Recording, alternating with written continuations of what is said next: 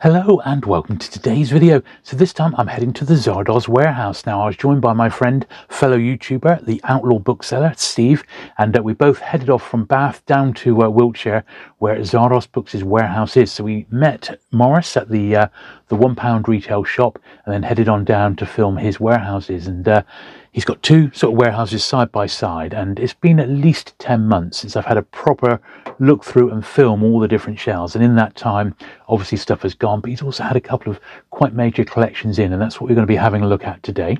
At the very end, I shall show you what I picked up, so my finds at the Zardoz warehouse.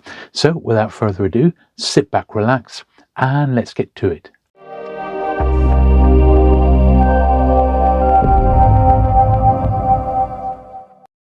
Okay, so there is my friend Steve, and Steve was also down doing a bit of book hunting with me today, and he'd not been to Zardoz for about a year or so, and well, it's been a few months since I've been there, but I've much longer since I've been able to actually film in the warehouse. So we met Morris at his retail store. There he is there, and we got ourselves a coffee and freshened up and ready to attack the warehouse. But as you can see, Morris has recently had a huge collection of science fiction books in. It was about 10,000 books in total, and he bought a whole van load basically back to the warehouse. And obviously stuff that he's got in mega duplicate or in lower grade is going to go straight into the £1 shop. So I've always said it, and you know, this is where he has his book fairs as well.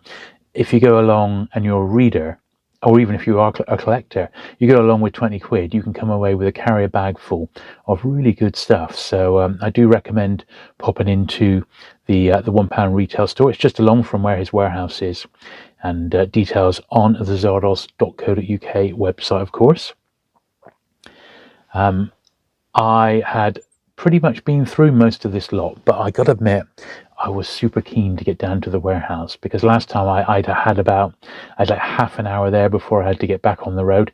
This time I knew I had a few hours to have a proper look through, so there was a few things I had in mind that I wanted to look up, and thankfully I didn't do too badly. But yeah, the £1 shop, it's just insane really, if you are a reader. Morris does quite a bit with records nowadays. He does sell even some brand new vinyl that he imports from America, and sort of vinyl and record and pop memorabilia. And you'll also see the odd bit of action figure related stuff as well. It's just, you know, it just sort of fits in sort of with what else he does. He's not just books, and I don't think it's a bad thing to diversify, a bit like what I do here on the channel. I like to cover different things. It's not all strictly books. And I did actually have the microphone plugged in as I was going around touring the shelves, but I decided, just for the sheer quality, because my camera work is a little bit shaky, it's really hard to film some of this, I can tell you. I thought I'd just do the normal commentary back here in the studio. I've got to admit, I'd certainly picked up quite a few books. I was very pleased with my haul this time round, and we'll have a look at that at the end, and we'll highlight a few things as we go along. But these are Morris's sort of lower grade Penguin books, you know, a fair old batch of them as well. And this is more sort of general fiction. So at the start there, as you come in, it's predominantly science fiction and fantasy, which he's knocking out at £1, but there's so much other stuff. And he does get the odd box or two of general stock come his way, and that's what he's knocking out here. And as I said, all these books that you see here are £1 a piece, which is pretty good. Be hard pressed to beat that price, even in, say, a charity shop. You don't generally see them for that cheap.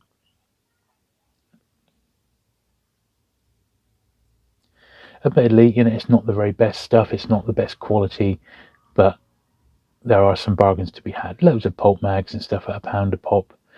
Whole rack there of slightly lower grade pan, but Morris has got a lot of pan books, and we'll have a proper look at his pan selection in a minute, because I managed to find a few that were beautiful upgrades, and I was very pleased to get them as well. But this gives you an idea. He's got DVDs and Blu-rays and CDs. So he's got a bit of merchandise, the odd die-cast, all sorts really, even a full-size motorbike. I'm not quite sure what that's doing in the bookshop, but it's been there about a year or two now, so I'm assuming it's part of the furniture. And this is the first of the two warehouses, which are side by side, and this is sort of what greets you when you go in the door.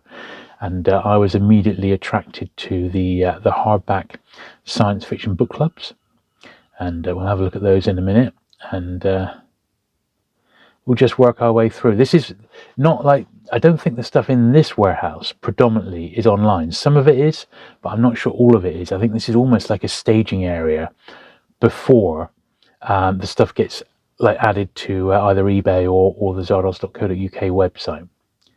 But this side of it is larger books rather than just paperbacks. It's my good friend Steve. Hello. How are you today, Steve? All right? I'm looking, but I'm out of practice. I'm out of practice as I haven't really been doing any dealer visits or much buying at all for about the last 8 to 10 months. So it's quite nice to sort of immerse oneself in the environment, shall we say. Absolutely. Oh, look at that, that's very nice. It's Guy Kilworth, Hold the Deep Sea Wave, which is a novella and a collection of short stories. And I've got the Unwin, is it an Unwin? It's a Bodley Head hardcover, I think. Yeah. This is the Unwin paperback, and they're this really nice white livery. You don't see these very much. Lovely stuff. So, very, very, very nice. And because I've always had the hardcover, I never bought the paperback, so it's nice to see that. Nice to see, yeah. And that's from the most interesting part of Gary's career, where he wrote a few mainstream novels, which were his best works, but they were horribly neglected. There you go. So, and then after that, he sort of diversified a lot, because he'd been a science fiction writer before that. Yeah.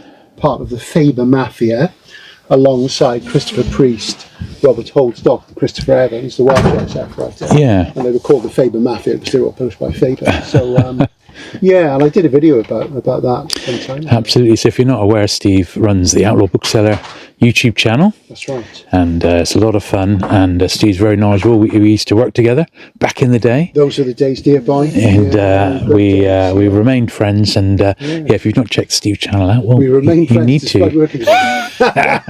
We never killed each other, not once. We didn't ever have the urge. It was just all plain sailing. Too much of a like mind. Yeah. Anyway, I'm going to continue my warehouse tour. Yes. Thanks, Steve. Nice one, chap.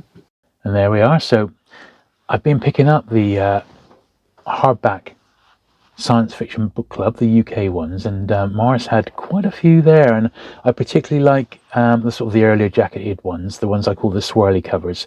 I think there's about 50 odd of those, and I picked up about 6 or 7 from Morris, all in one hit, which was fantastic. I've almost doubled my collection of those early ones in one foul swoop, so that was great. And I can only imagine that they came from the big SF collection that he and Dorset Bob bought a little while back. This is what I'm thinking. But yeah, this is some of his hardback fiction and crime stuff,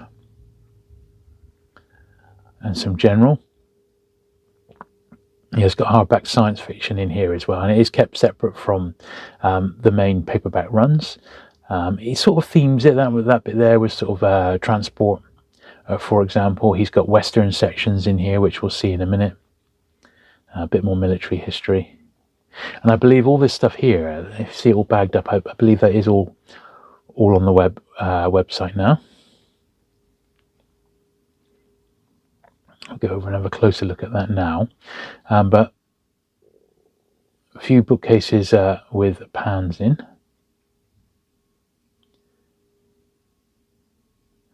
And this is some of his more junior books. W.E. Johns. These are those sort of early, like 1910s, 20s, 30s illustrated boards, children's books, stories of high adventure, that sort of thing. And this is his mega pan overstocks. And we have a look through some of these, and he's got like maybe 10 copies of a book. I mean, just insane. But I've always thought, well, why don't I go through and pick out the best looking one like I did with that one, because it's definitely going to be an upgrade to the one that I've got in my own collection. And I love mint unread £5 books. There's not that many of them out there, particularly if they're the correct printings. And I did that a bit with some of these that he's got lots and lots of copies of. I tried to pin down the best looking ones for myself. But as you can see, you could do very well here.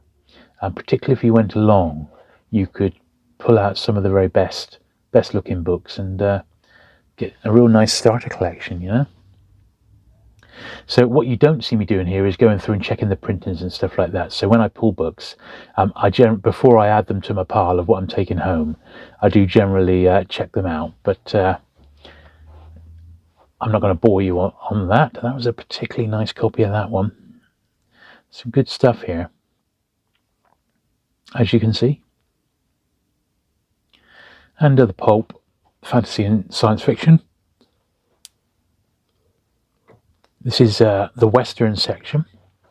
As I said, I believe most of this is online. So Western hardbacks and trade paperbacks, then many bays of paperbacks there. Yeah, from all sort of eras. I think they went up as late as the 80s and early 90s, but started, well, I think there was stuff there from the 30s and 40s. A little pile of Ladybird books there. I don't mind Ladybird books. I've got a handful, but I only pick them up when they're absolutely pristine, just for sheer space reasons. Let's look more at some of the Western shelves. And then I think within the Western shelves, they're just sorted by A to Z by author surname, I believe, or by series, of course.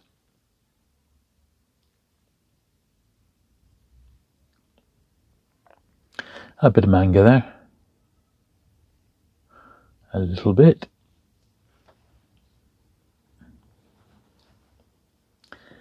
Run of Edge books. Great series, that. Very violent, but a bit of fun. Don't mind the Edge books at all.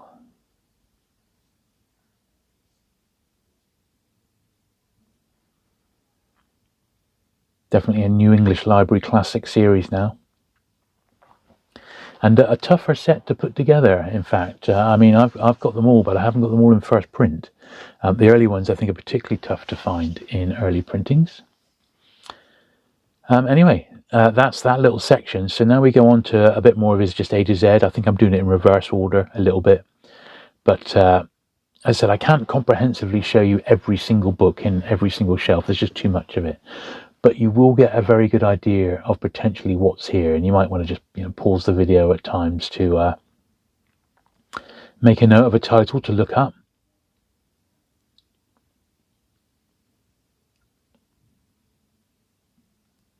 Or even have the Zardoz website open and to hand if you do spot something.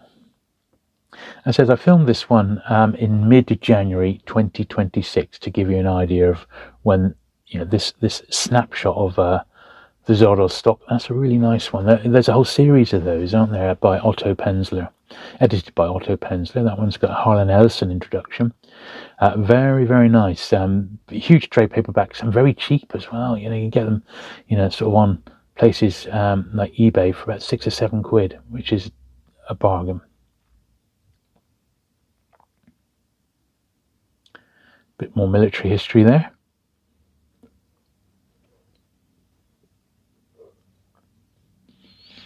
And crime. I think I'm not quite sure how this is arranged, but I'm sure there's method in the madness. Certainly the paperback warehouse is looking almost as good as Steve and I had ever seen it. Very well organised, and not loads of stuff waiting to be filed away. I think Morris is still working his way through the science fiction collection because there was just so much of it. Yeah, it looks like some straightforward A to Z hardbacks.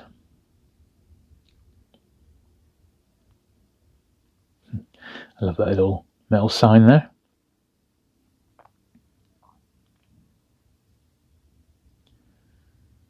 Okay, this is I think the last row in the first warehouse.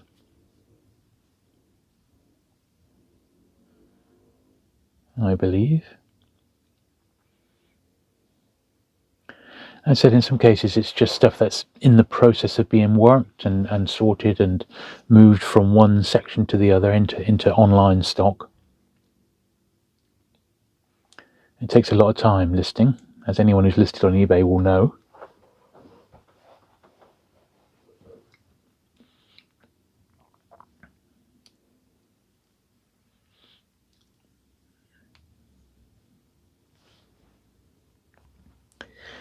Yeah, a few science fiction anthologies. I think this is more of the science fiction collection that came in recently.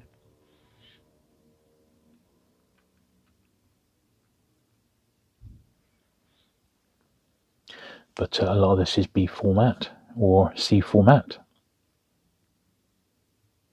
Yeah, I've not seen that one before. Living in the Future, Asimov.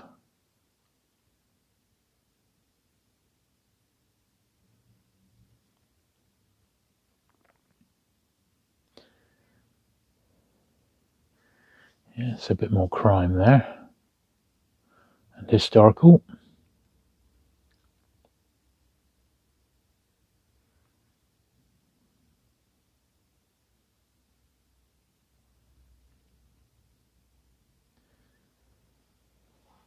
And you are able to visit the warehouse.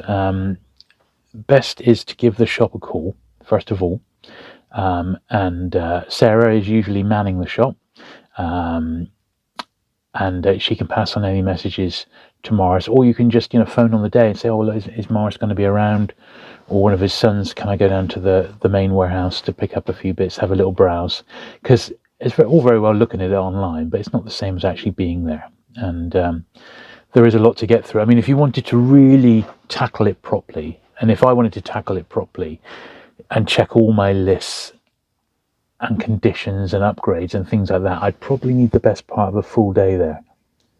I mean, that's not exaggerating. There's so much to look at. So you can only ever, sort of prioritize certain areas or certain things, because there is, as you can see, there's easily 100,000 books there. The science fiction collection alone that Morris bought was 10,000 books, to give you an idea. A few graphic novels there.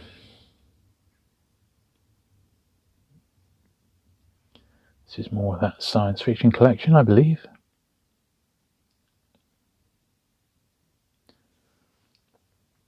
A lot of it processed, some of it, as soon as it's been cleaned, it's whacked into bags to keep it fresh and protected.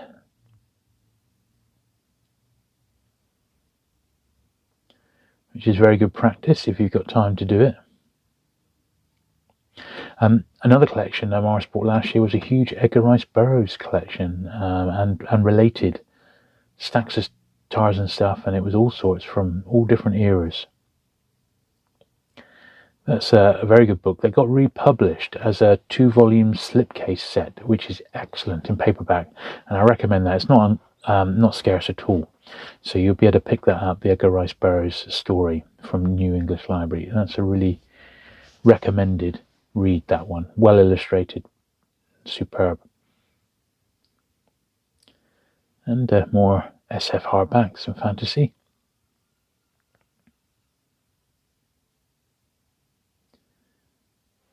Some good stuff there. Even had the Masterworks hardback of June.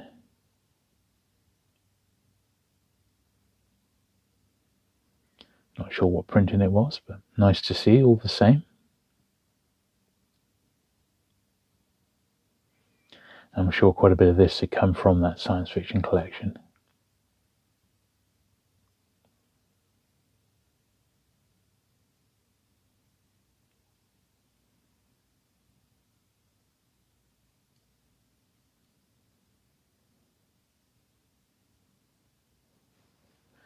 Yeah, some good stuff there.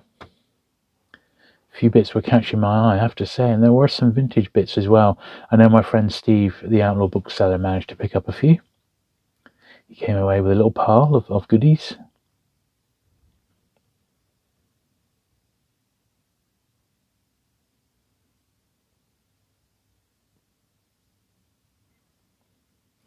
Of course, you just sort of forget. Even now, I've forgotten. I'm doing this a few days after we visited, and even I'd forgotten. It's just how much is there. I mean, it really is. And you spot stuff that you just somehow didn't see at the time. And I call it book blindness. When you've got so many books in front of you, you can sometimes miss stuff. So here we are into the second warehouse. This is sort of adjacent to the office.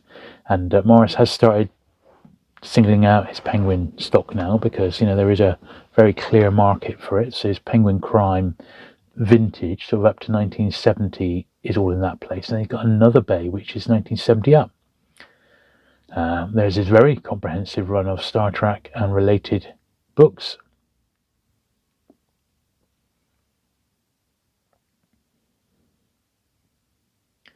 So if you are looking for any of that, there's a chance it'll be there. Some Collins White Circle and Digit. So I know I bought a lot of Digit last time I was up there, and he's listed a load. So I think his Digit stock is quite low. These are Dennis Wheatley stroke Arrow paperbacks, and had a fair old shelf or two of them. The one I'm particularly looking for is a first printing of Government Gallants and Ghosts, and there it is. That's the correct jacket, but that sadly wasn't the first print of it. But that is one I am looking for.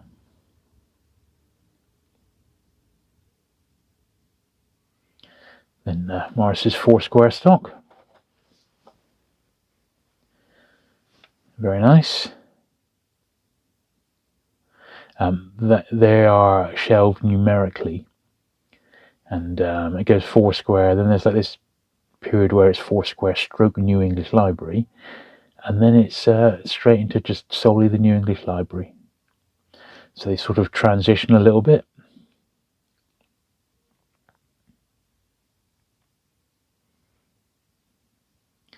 And I'm checking a few of these out because there's some covers I didn't actually recognise. So there's a few good ones there. I've not been picking up too much in the way of Foursquare, just not had the urge just lately.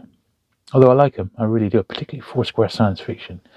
The 60s stuff, in fact 50s as well, I really like it. Really like it. Just not found loads that I've been after, just of late. That one I don't think I had. But it's okay.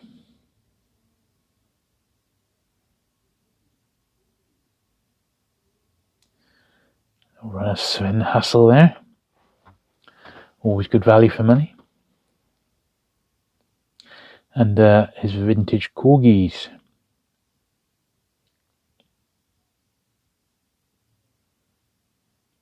Once again, quite a nice selection there.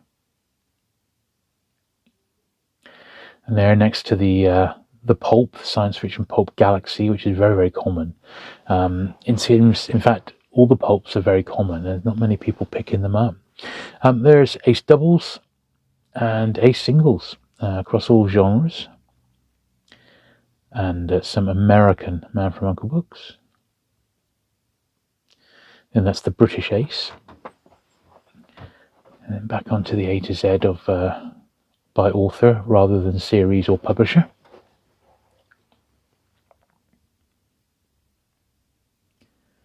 And there's all sorts tucked away in this section. You've got to be quite on it to spot everything.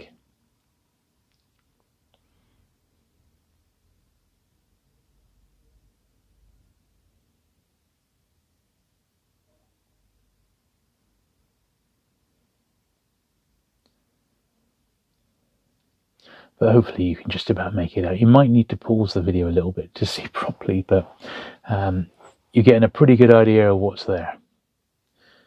And people certainly do say it's worth going along, and well, I think you can agree it is.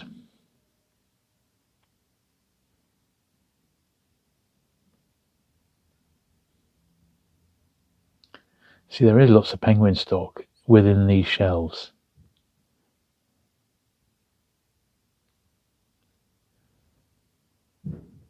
So if you're a Penguin collector, you do sort of need to do the whole warehouse, really, because there is a lot here. Some of these American, like that pocketbook there, I've never seen that before.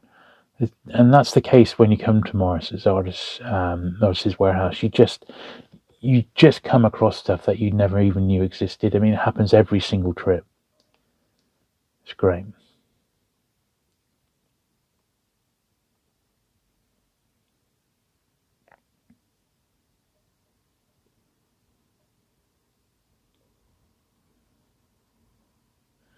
Quite a few specials there. I noticed Penguin specials.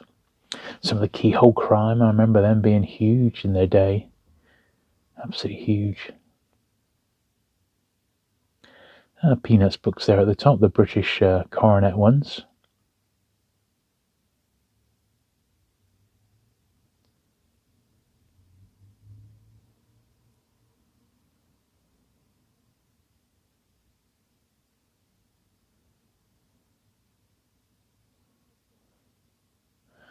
A little movie tie in there to The Rescuers.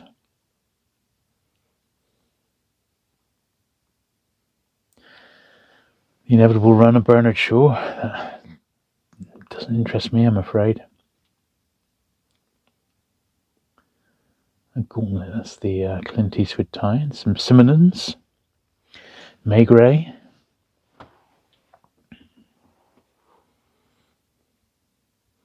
There's American Penguin there, one I missed. I did not miss that one though. That's a King Penguin from the early 80s when Penguin did like a literary series in response to Picador and Paladin and lists like that. I believe that's Morris's eBay stock. He didn't quite have it all there because I was looking for a piece for somebody and couldn't find it. This is sort of against the back wall, so that's the Penguin Crime from like 1970 up. And down the bottom, a couple of shelves there are the numbered Penguin series, like the New Writing, the Science News, the periodicals, basically. That's what's there. So Modern Crime.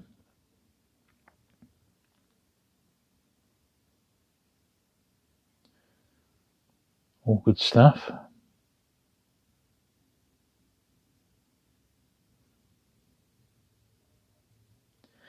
And then this is yet more Pan stock. And once again, if you were picky, you could go through and you could pull out a really nice selection of minters there. And some of the titles, he has got an awful lot. There was a time, just 2 or 3 years ago, where he had like shelves of the James Bond books. Shelves of them, like 20, 30 copies of a book. But I think he's job-lotted all of those up now. And they've all gone.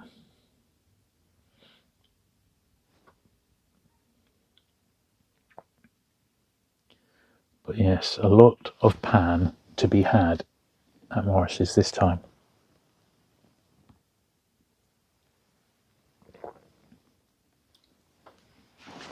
Not sure what that one was, Full Tilt. As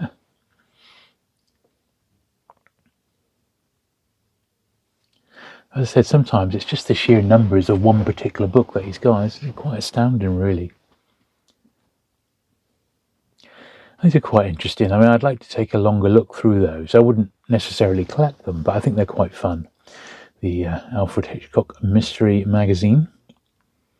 It's full of short stories with a twist, Twilight Zone-esque.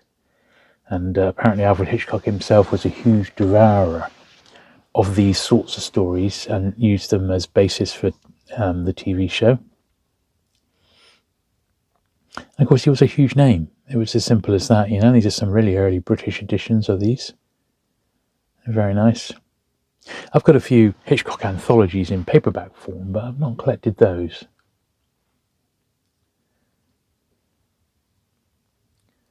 Starting the next rack now, the next row.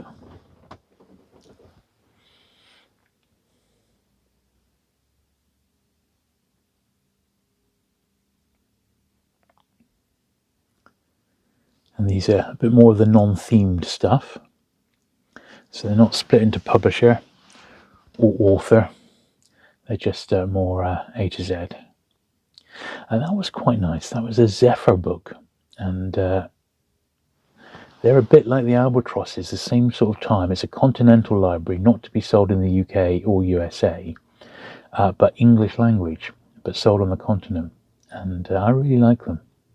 and I generally pick them up if I spot them in their original dust wrappers, and that one was. Danger Man, I've got, or Secret Agent, if you're in the States, I've got all the American ones. I'm actually struggling to narrow down nice copies of the British ones for a decent price. They just don't seem to be around.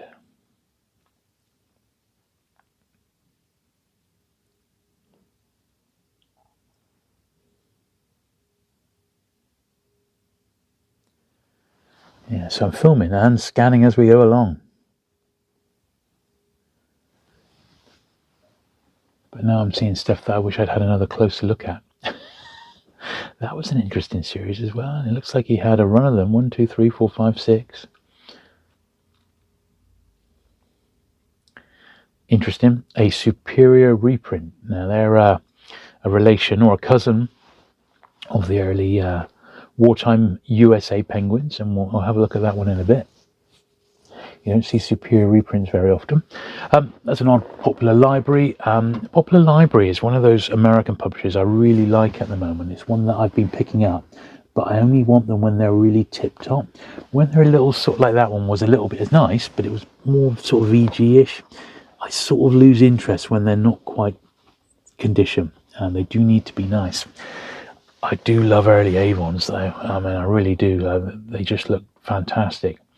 And I'd love to collect them, but it's a tough proposition when you're in the UK. It's as simple as that. Not impossible. I mean, if you know, money's no object, you could certainly get them over from the States, but trying to find them in the UK with any regularity is almost impossible. There's another one there. I think I actually do have that one.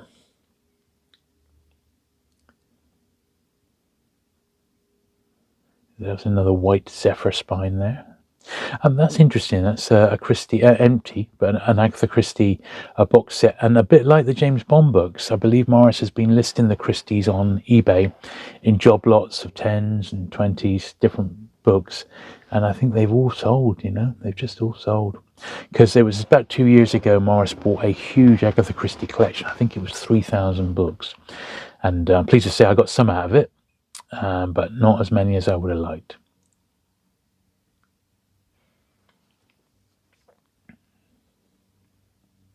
But it is what it is.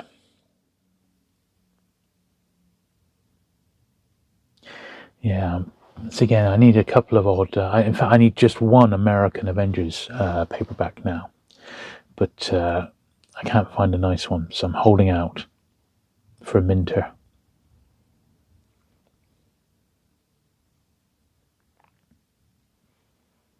Yeah, these appear to be predominantly A to Z. Interesting, reasonably early Fontana, covered by just a house artist by the look of it.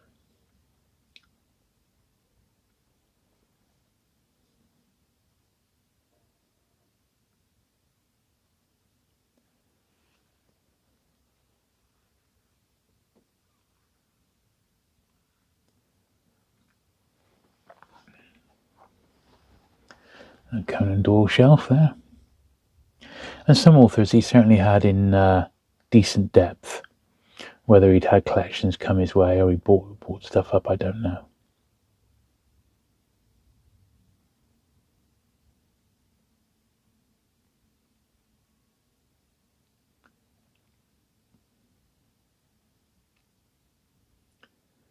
Forrester's there. C.S. Forrester.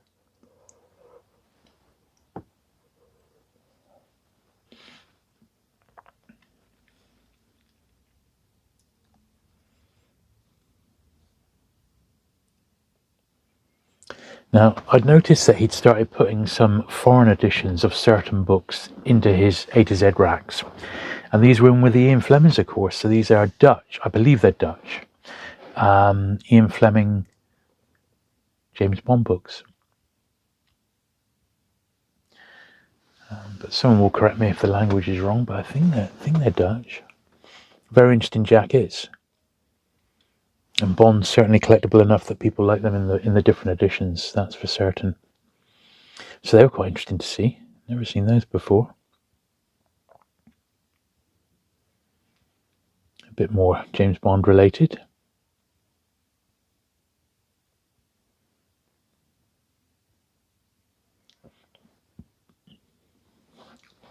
some parts of the warehouse are a little bit dark, and that's always been the case, although the lighting is better than it used to be. But I did film the majority of this with my my flash up permanently on, so that's why stuff in the bags here can be a bit glary.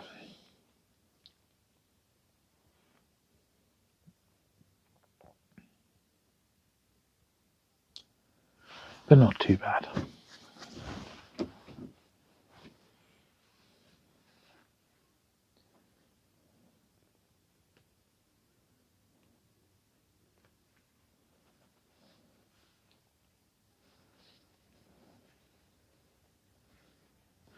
And the final section of the warehouse is actually his comprehensive science fiction and fantasy, which is, I guess, one of his big trademarks. He's always done a lot of that. And, well, there's whole rows of it to go through, and it's very impressive, to be honest. I guess more so because of the big collection that Morris has recently had in, with all that science fiction in there.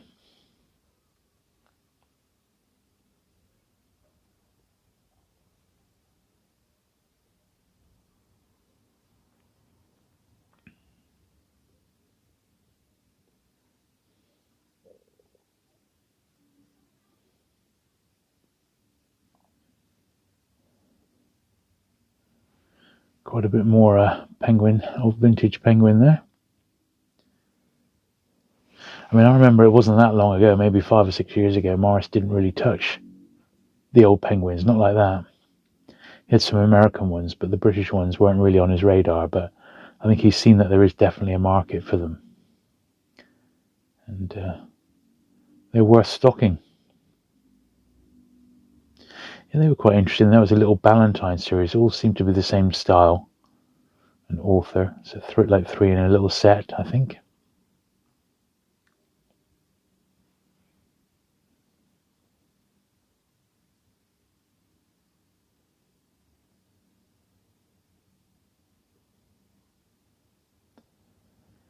Yeah, the shelves are relatively full, aren't they?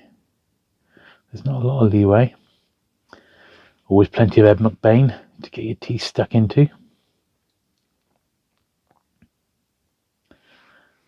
I'd like to get a few more of those very early American editions, but they're tough and expensive when you find them in nice nick.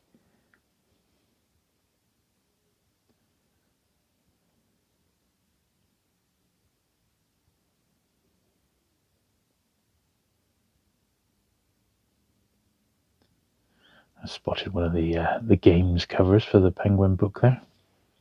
And of course that's Penguin #1, but facsimile. So that was the 1985 edition that came out with the box set, although they did sell that one individually, I believe, of #1. But yeah, sadly the facsimile, not an original. Now that spotted my eye because I've been picking up some Kojak stuff lately, and I'd like to get a set of the British and American books. I think there's 12 American, there's maybe 4 or 5 British, but weirdly, although he had a couple of them in nice condition, he also had some French ones, which I'd never seen before, so I grabbed those as well because they're really unusual. One of them was a little bit low grade, but I picked up a couple. These are very similar to the American ones, but these are French language. So that's cool. We'll have a look at those at the end because I brought them back with me.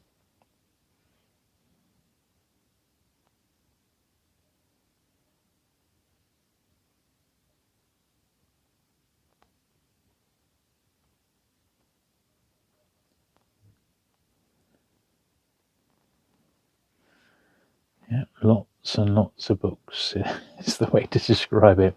I don't know how many each rack is holding there, but it's in the hundreds, isn't it?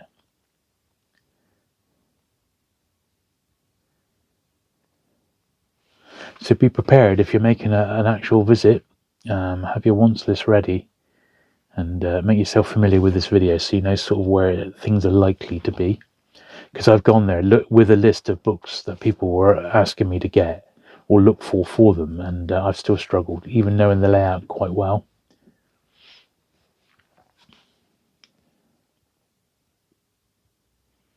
Thankfully, lots of chairs and footstools and stuff that you can use to get to the higher shelves. And quite often, one of Morris's sons is running around pulling books for orders. I think it's a regular thing every day. They do it like a stock run, as it were, and they pull all the orders ready to get them processed and sent out to customers right around the world. Quite a nice run of the Brian Lumleys there, the Necroscope series.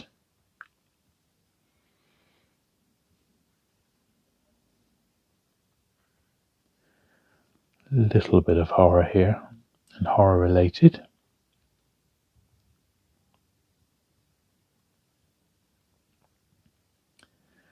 This is definitely the fantasy and science fiction sections now. And there's Steve. He's got a little pile. He's very, very selective, is Steve, with his books. And I think a lot of what he picked up this time, he was just picking up really nice mint copies of books sometimes that he's had and read to bits, basically, because they're so good. And that's always nice to do, of course. Point in fact, I've got both UFO books. They only ever did 2. Look at the state of that. It's so mint. It's eye-popping. It's the best copy I've ever seen of that, and I've had several through my hands. I did have a pair once signed, both by Ed Bishop, and I stupidly sold them. Although they were low grade, they were my original ones. They weren't high grade, and that's why I got rid of them. But they were signed, and I do kick myself now. But there you go. But that I brought that one back with me, that UFO book 2, which is slightly harder to find than book 1, and never seen such a mint copy of that one. Absolutely beautiful.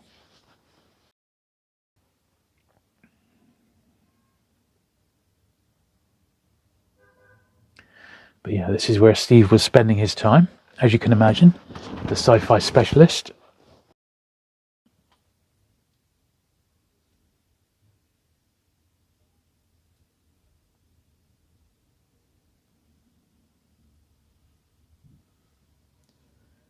Yeah, Steve commented that there was some really nice comprehensive runs, including of Philip K. Dick, which you don't often see because he's one of those authors that sells very well.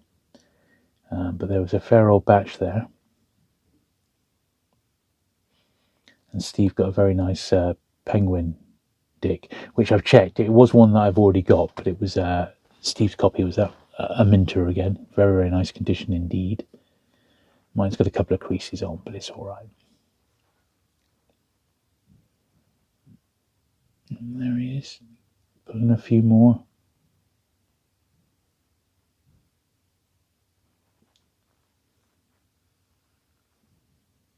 I think Morris's prices are very, very reasonable. Definitely not over the top. With Morris, it's all about turning it over. Let's get the next big collection in.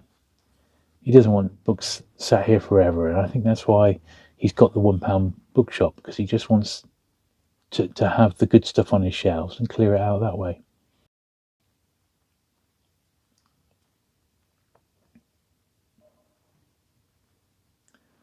Lots of Harry Turtledove. Yeah, I spotted that one. That was one I wasn't that familiar with.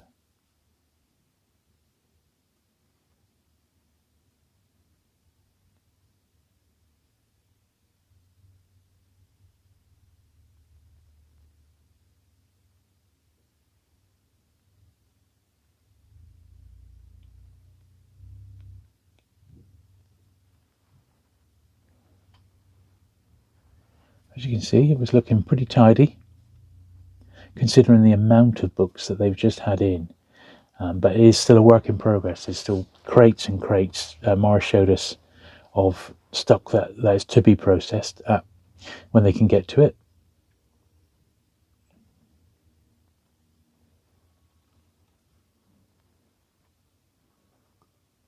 Another little section of it here, not quite strictly A to Z from what I've been filming, but you get the idea.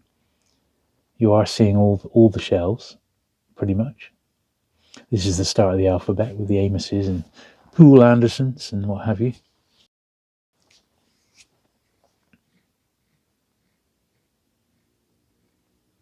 Yeah, amazing stuff. It really is quite a sight when you go there. It really is. I would say if you do visit, whatever time of the year, even if it's in the middle of summer, wrap up warm. There's no lights there. There aren't any sunlight going in and damaging the books. So, yeah, wrap up warm, bring your wants list, and, well, you can go to town, can't you?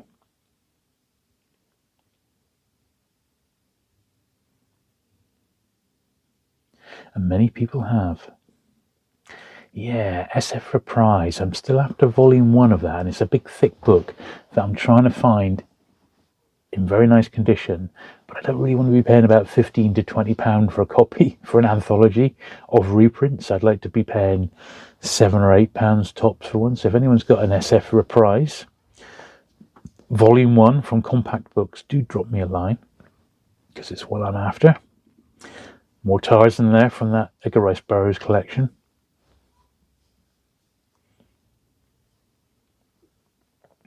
And I'm sure you'll spot a few familiar series. Okay, Morris got quite a few Door Yellow Spines in at the moment, so it might be worth checking that publisher on his website. If you're a Door collector.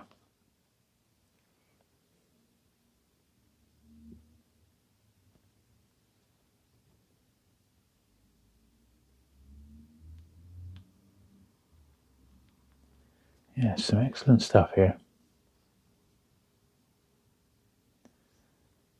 And then SF Pulps, Against This Back Wall, authentic science fiction. We had a very, very good run of New Worlds, the earlier pulps. I'm not sure they were back to number 1, but I'd noted, I think they were, but he put a number 1 up on eBay, and he only had £25 on it, on a buy it now, which I thought was really cheap for a number 1. And it was in beautiful condition. If I'd have known that was up there, I would have grabbed it straight away. I've got a pretty good run of New Worlds, but I once again, I'm fussy with my condition, which is probably the best way to be.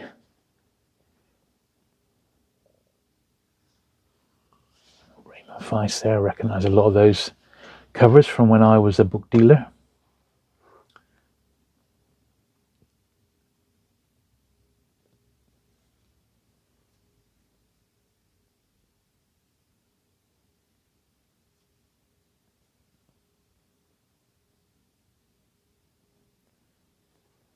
Terry Goodkind. Do people still read Terry Goodkind? I don't know. Popular in his day, that's for certain.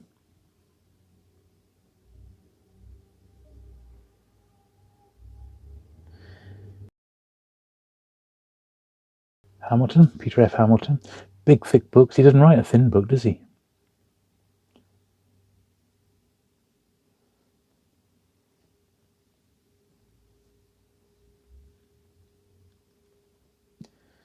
Yeah, this is just the H's. And the L. Ron Hubbards, they're all huge tomes as well, aren't they? And I spotted a couple of the earlier Sean Hudsons there as well.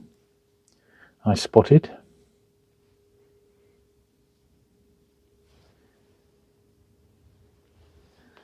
Yeah, absolutely amazing shop. Right, so now we're taking a look at what I picked up at Zardoz Books. So first of all, I was delighted to be able to pick up one of the Taylor Ruffs.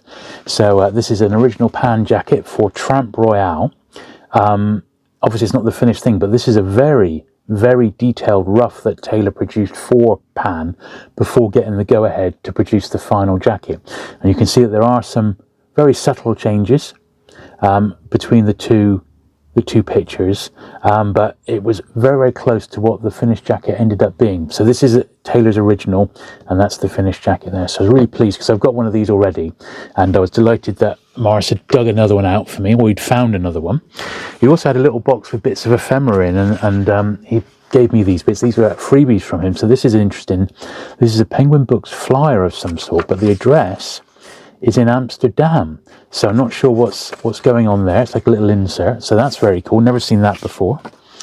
This one is for Signet, a compliment slip for Signet for the title "The Mind of an Assassin" from October 18th, 1960. I said we would appreciate copies of your review. So this is this slip would have gone inside the book and it would have been sent off to a newspaper or magazine for review. So it'd be nice to find the book to put that back in with. And then he gave me this completely out of the blue, which is a catalogue from November, December 71 of ladybirds, a complete list of ladybirds, which is really cool. It's unused, but it's not mint, but it's really nice. I haven't even seen a ladybird catalogue like this before, and I only really sort of very, very casually collect ladybird. If nice ones come my way and they're mint, I keep them, but generally they're not my main thing. But I was very, very pleased to get this. I mean, brilliant, really. Absolutely brilliant. So very, very pleased to get that. And yeah, thank you, Morris, for that. And of course, you know, when you're at Zardoz, I did, of course, buy some books. This Eric Campbell, I mean, that's absolutely tip-top. This one he had loads of copies of, but it's one that I did need to upgrade. So I was really pleased to get that. A Surgeon's Heritage. Look at these. They're just beautiful, beautiful copies. This is the way to get them if you can find them.